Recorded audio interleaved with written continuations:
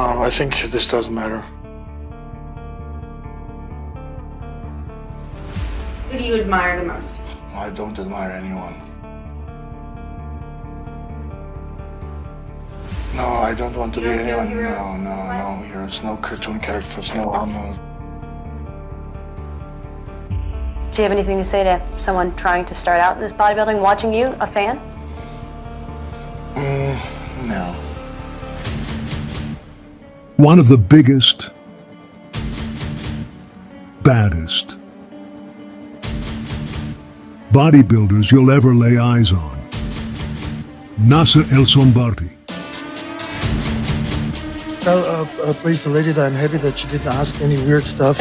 Like it was asked for Ronnie Coleman with spiders and monkeys, and I really appreciate that. Today, no spiders and no monkeys. I show only my arm, okay? All right, this is who Nassar really is. It's classic Nassar. You can tell he's probably annoyed because he's on some strict diet. So I'm hungry, and I train hungry. He ain't giving much respect to the lady interviewing him. He just wants to bounce out of there. She never really respected women too much anyways. And in typical, nasty, arrogant Nassar fashion, okay, we get a true sense of who he was. And this is like total classic Nassar.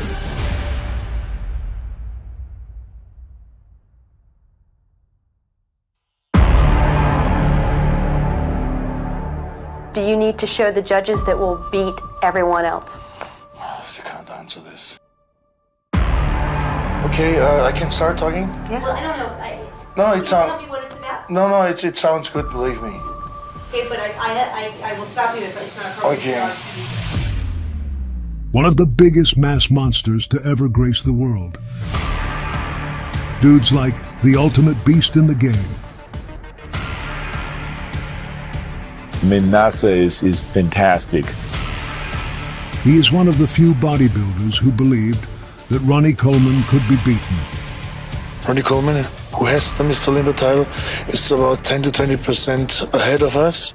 So he has definitely the edge, but it doesn't mean that he's unbeatable or not defeatable.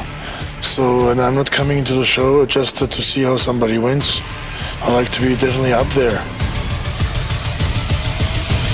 Nassar 285-pound Nassar El-Sombarti.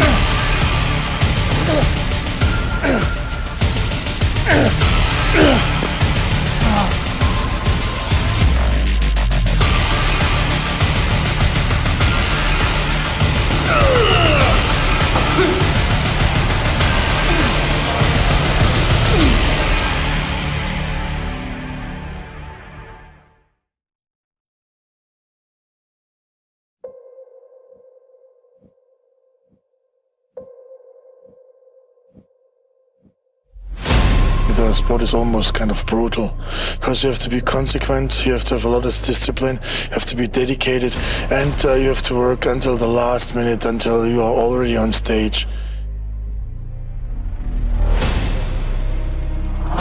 Willing to sacrifice a lot of things. If you are a competitive bodybuilder and you have a kind of weird lifestyle, you can't make it.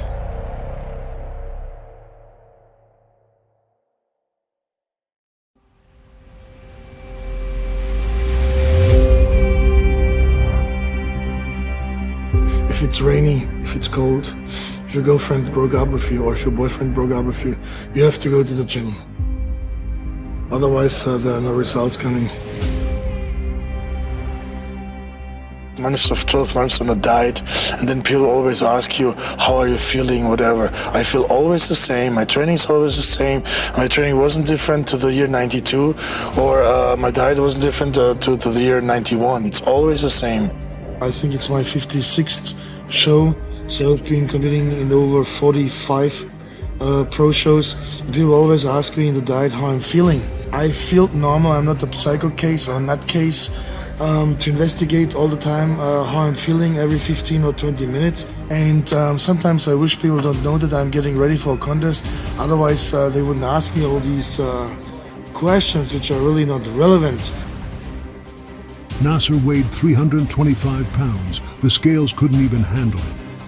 But he was massive, and I look at him now, and I look at today's lineup, and I still look back and think, and I'm not going to sit there and criticize today's era, but like I can't believe how big he was back then. I mean, he was an absolute beast, huge and totally ripped.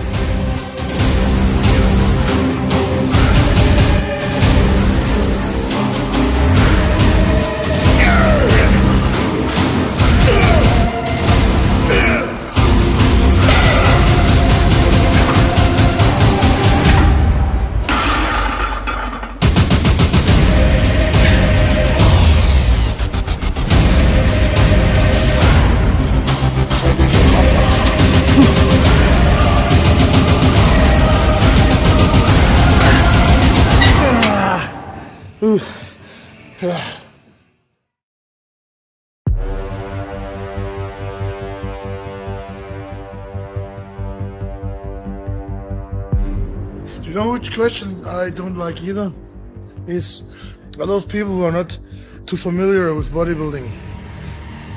Most people aren't. They ask me, so you're a bodybuilder? I said yes. And then they ask me,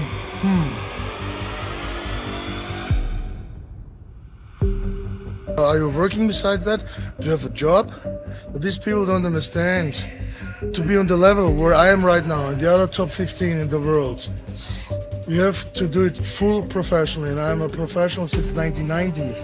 And full professionally, I do it since 94. I'm 6 of 12 months on a diet. She'll ask me if I'm doing something besides that. What I don't realize is you have to be 24 hours a bodybuilder. You don't have a off season.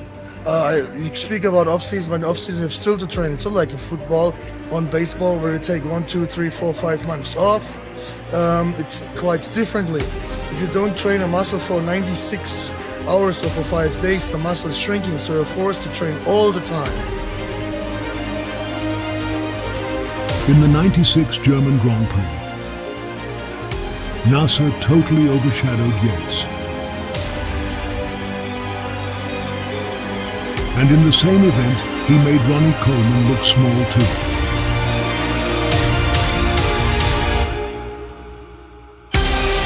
When people ask me if bodybuilding is a hard sport, I would say yes, because it's one of the few sports where you go hungry to a working place, and I train hungry, I leave the gym hungry, I go to bed hungry, and I do this, like I said before, 6 months of 12 months, and you don't have too many professions where you go hungry to a working place.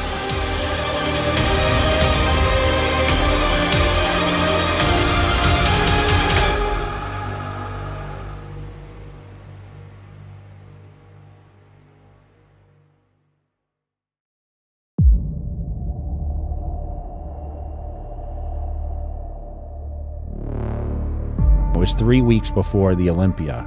It was like August, I remember the date, August 19th, 1995. And I watched Nassar guest pose, and I couldn't believe how big he was, number one, and number two, how big he was that far out from the show. And like, it seemed like he was holding a lot of water. I remember the next day I went to Gold's to do a photo shoot in Venice, and I remember Nassar was there on the bike, and he had gone out to Cheesecake Factory with us the night prior after my victory. And I remember people talking about he ate like 3 pieces of cheesecake, and it was 3 weeks from the show. And I remember he did like 2 or 3 hours in one session on the bike at Gold's Gym Venice that next day. And I remember someone telling me, yeah, he's on the bike for like 3 hours, which amazed me because, as you know, we're not supposed to be on more than an hour at a time.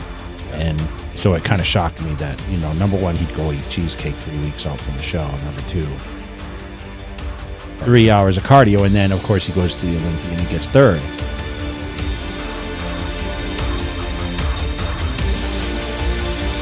In third place, competitor number 1, Nassar El Sonbati.